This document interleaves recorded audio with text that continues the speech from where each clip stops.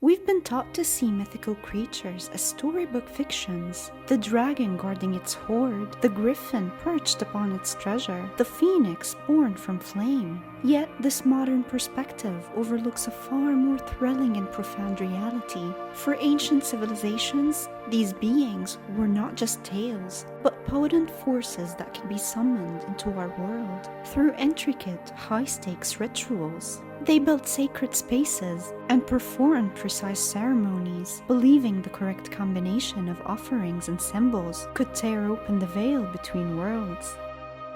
This journey into the deepest shadows of antiquity is not a search for literal magic, but an unveiling of the profound beliefs that drove our ancestors to attempt the impossible, revealing how the desperate yearning to connect with the divine shaped the very laws, wars, and psyche of the ancient world.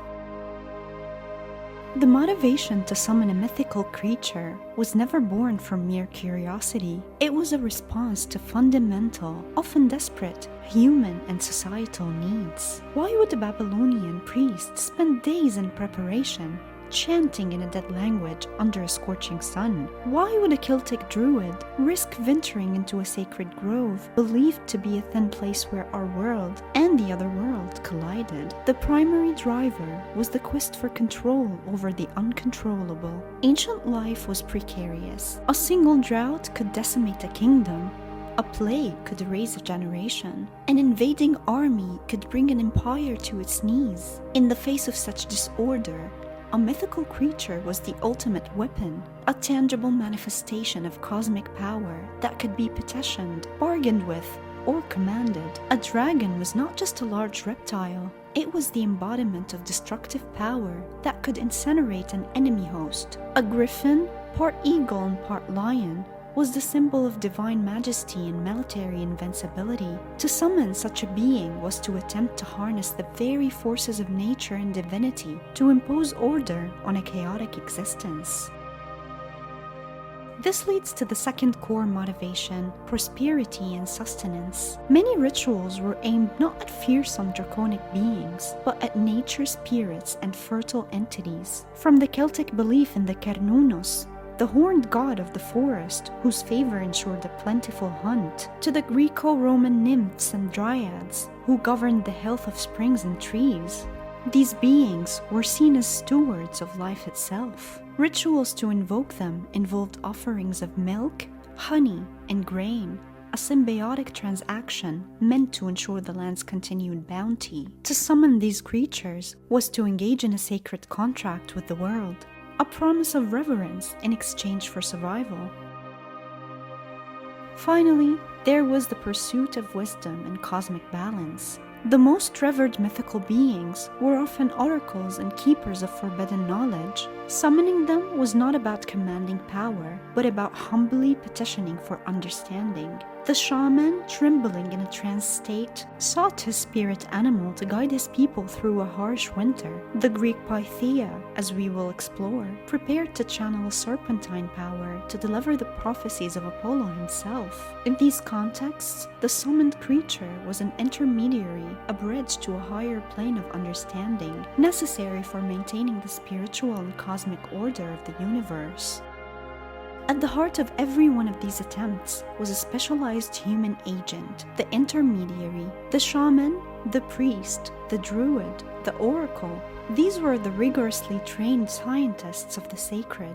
They understood the precise formulas of ritual, the potent properties of sacred herbs, the correct intonations of power-laden chants. They were the living conduits through which the will of the people was focused and directed toward the unseen. They operated in the blurred space where myth and reality were one and the same, and their perceived ability to navigate the space granted them immense power and respect. Their belief was not a passive hope, it was an active, operational principle that governed their lives and the lives of those they served. A summoning was not an act that could be performed anywhere, at any time. It required a meticulously prepared stage, a convergence of place, object, and action, designed to weaken the veil between worlds and create a suitable dwelling for the unimaginable. First and foremost was the sacred space. These were places where the divine was already perceived to be close. Lush, secluded groves of ancient trees were believed by the Celts and Germanic tribes to be the homes of nature spirits. The very air within them was considered charged with otherworldly energy.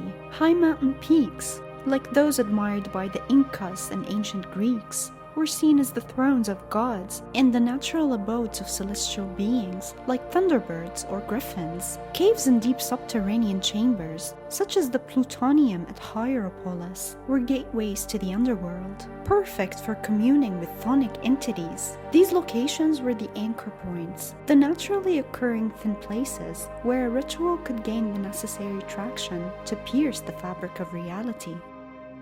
Upon this sacred stage, a precise array of offerings and tools was deployed. These were not simple gifts. They were symbolic transactions and focal points of power. The sacrifice of a prized bull or a white lamb was not about bloodlust, but about the transfer of life force, the most potent currency in the cosmic economy, to appease or empower the summoned entity. Precious metals and stones were offered for their perceived purity and resonance with celestial bodies. Gold represented the incorruptible sun, while silver mirrored the mystical moon. Rare herbs and resins and hallucinogenic plants like certain mushrooms were burned to alter the consciousness of the participants, purifying the space and allowing the intermediaries to perceive realities beyond the mundane. Every item was chosen for its symbolic weight and its alleged ability to attract or sustain a non-human intelligence. Finally, the ritual was brought to life through symbolic gestures and invocations. The precise rhythmic dance of a Siberian shaman, adorned with feathers and bells, was not performance. It was a physical prayer, a mimetic act of becoming the eagle or bear spirit he sought to summon. The chanting of true names and power words, often in archaic, secret languages, was believed to vibrate at a frequency that could command the elements and the beings that governed them. The drawing of intricate symbols, from the Celtic Triskelion to the Mesopotamian labyrinths, acted as spiritual circuits, concentrating and directing energy to form a temporary vessel or gateway. Silence, too, was a tool, a created void into which the voices of the other side might finally be heard. This symphony of movement, sound, and symbol was the final key, turning a sacred location into an active portal. To understand the sheer scale and seriousness of these practices, we must move from generalities to specific, haunting examples from the annal of history. In the heart of ancient Mesopotamia, the New Year festival, Akitu, was not only a celebration, it was a crucial state-sponsored ritual, essential for the renewal of the king's mandate and the very stability of the cosmos. At its core was a dramatic reenactment of the Enuma Elish, the creation epic. The high priest, representing the god Marduk, would engage in a symbolic battle against a dragon-like figure, representing the primordial chaos monster, Tiamat. This was not theater, it was a genuine summoning. By ritually embodying Tiamat, the priests were bringing the ever-present threat of cosmic chaos and dissolution into a controlled, sacred space. Marduk's subsequent victory in the ritual was a genuine act of recreation, re-establishing Ma'at, the cosmic order, for the coming year. The summoning of Tiamat's essence was a terrifying but necessary act to ensure the sun would rise, the rivers would flow, and the kingdom would endure. The Oracle of Delphi was the most influential source of prophecy in the ancient world for centuries. Kings and summoners alike journeyed there for guidance, believing the Pythia's words came directly from the god Apollo, but the medium of this prophecy was a mythical creature. The site was originally named Pytho, after the monstrous serpent Python, which Apollo was said to have slain. The ritual of prophecy involved the Pythia descending into a subterranean chamber, seating herself on a tripod over a fissure in the earth, and entering a trance state. Ancient sources describe vapors rising from this chasm, the pneuma or breath of the slain python. The Pythia did not summon a physical serpent. While the site's mythic past involved the serpent python, the historical ritual was one of direct divine possession. The Pythia was considered the human vessel for the god Apollo himself. The resulting, often delirious, utterances were then interpreted by priests. The summoning here was a fusion of a residual mythical essence in a divine will, a delicate and dangerous act of possession that shaped the fate of the Mediterranean. In the stark and unforgiving world of the Vikings, the practice of Seithar, a form of sorcery often overseen by the goddess Freya, and practiced by male and female vulvas, was used to divine the future and influence fate. One of its most profound applications was the summoning of the Filia, the follower, or Hamingya, meaning fitch. These were protective, disembodied spirit beings, often taking the form of an animal, a bear, wolf, or eagle, that was tied to an individual or family lineage. A vulva would conduct elaborate rituals, entering a trance-like state to perceive these spiritual counterparts. The process, known as Seithar, is poorly understood but clearly involved chants and rituals that allowed her to journey in spirit. To summon and behold one's Freya was to understand one's own destiny and fortune. If the spirit appeared strong and vibrant, it foretold success and protection. If it appeared wounded or weak, it warned of impending doom. This was a deeply personal summoning, a ritual to make visible the invisible spiritual double that walked beside every person, dictating their luck and their lot in life.